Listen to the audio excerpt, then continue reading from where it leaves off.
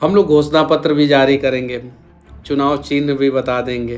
दोस्तों बहुत बड़ी खबर आ रही है। मनीष कश्यप अपनी पार्टी बनाने जा रहे हैं।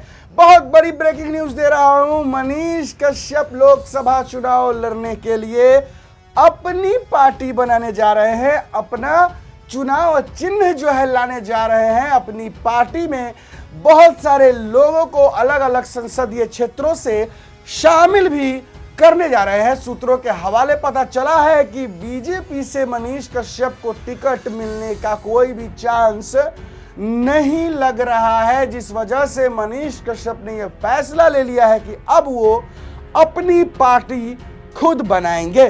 दोस्तों आपको पता ही होगा कि बीजेपी ने पहली बार लगभग 200 सीटों से जो चुनाव लड़ने वाले प्रत्याशी थे उनका नाम जो है प्रकाशित किया था, सभी लोगों को बताया था, जिसमें मनीष कश्यप का नाम कहीं भी नहीं था।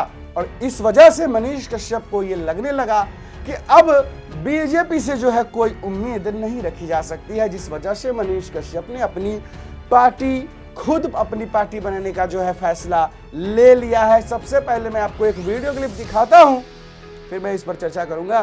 तो वीडियो क्लिप पहले देखिए। बहुत जल्द जो मतलब कि चुनाव लड़ूंगा, मैं बताऊंगा कि किन किन सीट पे जो है हम लोग किन किन लोगों का मदद करेंगे, मैं बता दूंगा। मतलब कि हमें कुछ समय चाहिए, बता दूंगा। हम लोग घोषणा पत्र भी जारी करेंगे, चुनाव चिन्ह भी बता देंगे और पहले ही बता देंगे, ये सारी चीज़ें हैं। और चुनाव लड़ना है किसी भी हाल में, क्योंकि इन पॉलिटिकल सिस्टम ने हम लोगों को परेशान किया है। बहुत अनेकों उदाहरण है, बताने की जरूरत नहीं है, आप सभी लोग जानते हैं। और जब मैं मैदान में आऊँगा, मैं स्टाम्प पेपर पे लिख के अपना घोषणा पत्र जारी करूँगा। आप सभी को बताऊँगा कि मैं क्या करूँगा, क्या नहीं करूँगा, ये सारी चीज़ें हैं। भारत के अनेकों कोने में बिहारियों के साथ किस प्रकार से परेशानियां होती है, आप सभी को पता है। बिहार का कोई नेता आज तक उन लोगों की परेशानी को दूर करने का प्रयास नहीं किया। लालू जी भी कहे थे कि लालू जी के संघर्षों का मैं सम्मान करता हूँ। उन्होंने संघर्ष किया, अपना विरासत खड़ा किया, अपना इतिहास बनाया। लेकिन as a CM Lalu ji के कार्य मुझे पसंद नहीं है। उन्होंने कहा था जुहू चपाती आएंगे, छठ मनाएंगे, वो नहीं गए, उनके कार्यकर्ता गए। और वहाँ पे फिर क्या हुआ, किन लोगों ने किन लोगों को पीटा, बताने की ज़रूरत नहीं है। तमिलनाडु प्रकरण में क्या हुआ था, आप सभी को सच्चाई पता है। अभी कुछ दिन पहले मुझे एक जगह से फ़ोन आया, बोला गया कि यहाँ पे मजदूरों के साथ ऐसे ऐसे हो रहा है। मैंने बोला कि ठीक है, पावर दीजिएगा तो मैं खुद वहाँ पे आके आप लोगों के लिए लड़ूंगा, नहीं दीजिएगा तो जेल जाने की फिर से मैं तैयारी नहीं करूँगा। मैंने साफ साफ बोल दिया। अभी बिहार के ऑटो रिक्शा का एक वीडियो वायरल हुआ था, आप सभी ने देखा होगा। बिहारियों के ऑटो रिक्शा का, मुर्गे की तरह बच्चे पैदा करते हो, क्यों पैदा करते हो, ये सारी चीज़ें। कितना अपमान सहेंगे हम लोग, अब नहीं सहेंगे। देख लिया ना आप लोगों ने, साफ साफ मनीष कश्यप ने यह कह दिया कि चुनाव चिन्ह भी जल्द आप लोगों को देखने को मिलेगा। सारा कुछ स्टाम्प पेपर पर लिख करके मैं दूंगा। मतलब कि मनीष कश्यप ने ये साफ साफ शब्दों में उन नेताओं को लपेट लिया जो नेता लोग आते हैं क्षेत्र में चुनाव से पहले और कहते हैं कि हम तो ये करवा देंगे, वो करवा देंगे। लेकिन मनीष कश्यप ने कहा कि हम बोलेंगे नहीं, स्टाम्प पेपर पर लिख कर देंगे कि हम क्या करेंगे। मनीष कश्यप जो है अपनी पार्टी बनाने जा रहे हैं। इसके पीछे का कारण ये भी है कि मनीष कश्यप को बीजेपी ने टिकट नहीं दिया। और बीजेपी ने मनीष कश्यप को टिकट इसलिए नहीं दिया क्योंकि बीजेपी को भी पता है कि बिहार में राजनीति जातिवाद से होती है, जातियों के समीकरणों से होती है। और मनीष कश्यप जातिवाद नहीं करता है तो मनीष कश्यप जीत नहीं पाएंगे। मनीष कश्यप ने मोदी जी को भी लेकर के बहुत कुछ बोला है, बीजेपी को लेकर भी बहुत कुछ बोला है। बहुत सारी बात मनीष कश्यप ने खुल कर के बोला। क्यों मनीष कश्यप को टिकट नहीं मिला ये बात भी मनीष कश्यप ने जो है खुद सब कुछ सच सच बताया है। चलिए हम आपको पहले वो भी वीडियो क्लिप दिखाते हैं जिसमें मनीष कश्यप ने वो सारी बातें कही है कि क्यों उन्हें बीजेपी टिकट नहीं दी है। वीडियो क्लिप देखिए।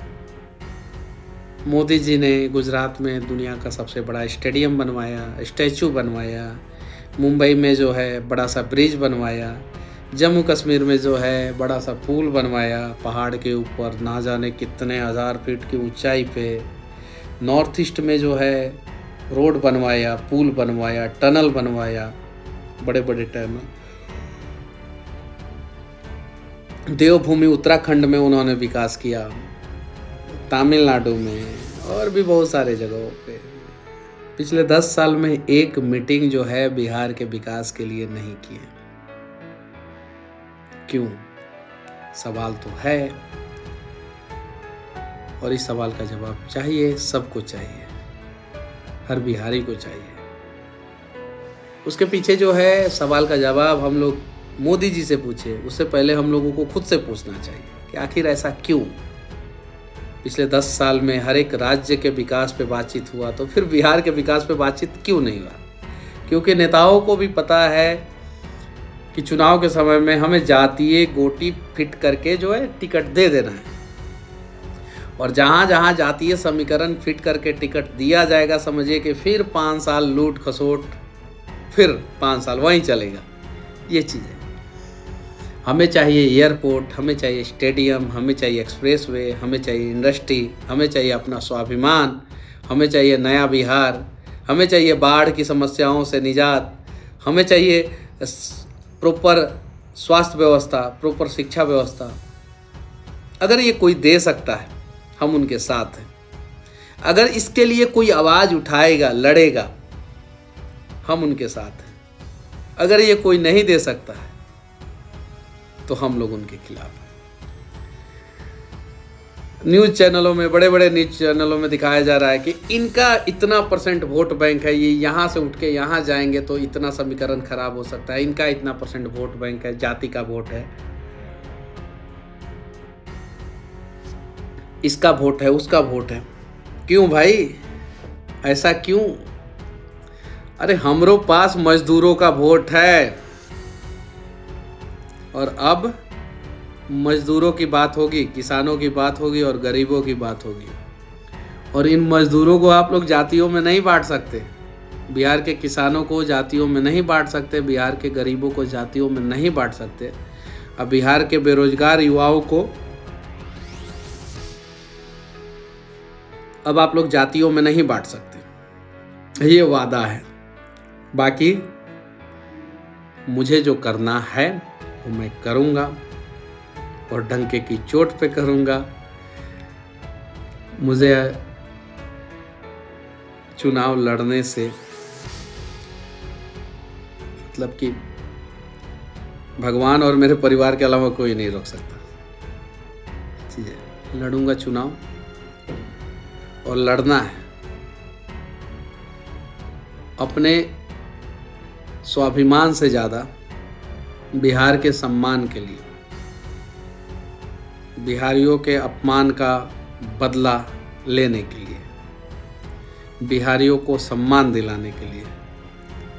और शुरुआत चंपारण से होगी, और चंपारण ने क्या किया है ये जानने के लिए आप लोग चंपारण में आए हुए नरेंद्र मोदी जी का भाषण जाके सुन सकते हैं। चंपारण में अगर दूसरा कोई भी नेता आया है उसका भी भाषण सुन सकते हैं।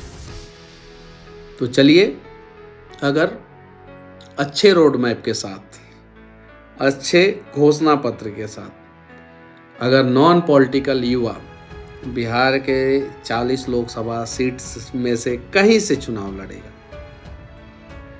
मकसद उसका अच्छा रहेगा, नियत उसका अच्छा रहेगा, मनीष कश्यप उसके साथ खड़ा है।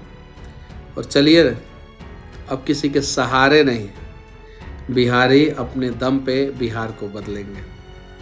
तो ये है हमारे बिहार की किस्मत, जो मनीष कश्यप ने कहा। यहाँ जातियों पे चुनाव लड़ा जाता है। वैसे तो जाति धर्म देखकर लोग अपनी बहन बेटियों की शादी करते हैं, या अपने घर में अपने भाई बंधु दोस्त यारों की मतलब शादियां हो जाती है जाति धर्मों के आधार पर, लेकिन हमारे बिहार में जाति धर्म पे चुनाव भी होता है। क्या किस्मत है हमारे बिहार की, जैसा मनीष कश्यप ने कहा।